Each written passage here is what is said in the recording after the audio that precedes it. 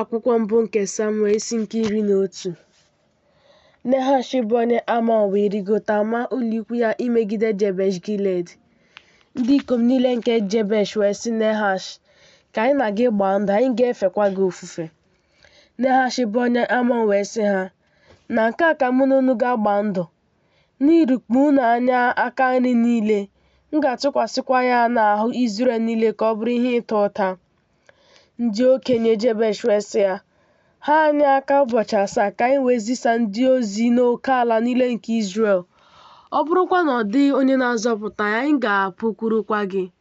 Ndị ozi ahụ wee bịaruo Gibea nke Sọl kwuo okwu ndị a na ntị ndị Izrel. Ndị Izrel niile wee welie olu ha kwaa akwa. Ma lee, Sọl bịara na-eso igwe ehi si n'ubi.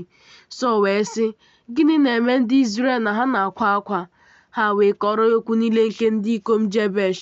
Mmụọ nke Chineke wee dakwasị Sọl n'ike mgbe ọ nụrụ okwu ndị a, iwe ya wee dị ọkụ nke ukwuu. O wee chịrị ehi abụọ bọkasịa ha, zisa ha n'oke ala niile nke Izrel n'aka ndị ozi sị, onye ọbụla nke na-apụtaghị iso Sọl na iso Samuel n'azụ, otu a ka a ga-eme ihe ya. Oke egwu nke Jehova wee dakwasị ndị Izrel, ha wee pụta dịka otu nwoke. O wee gụkọta ha na Bezek. Ụmụ Izrel wee dị 100 ndị ikom, 1,110. Ndị ikom Juda dịkwa 100 ndị ikom, 315.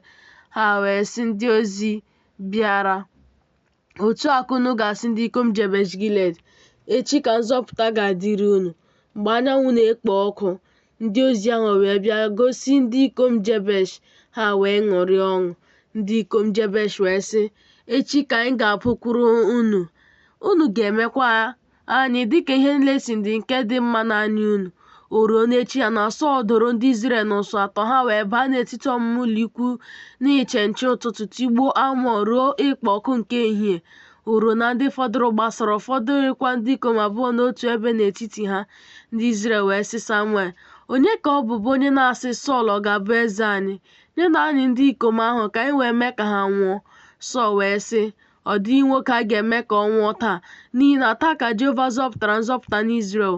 Samuel wee sị ndị Izrel, bịanụ ka anyị jeruo Gilgal, mee ka alaeze unu dị ọhụrụ ọzọ n'ebe ahụ. Ndị Izrel niile wee jeruo Gilgal.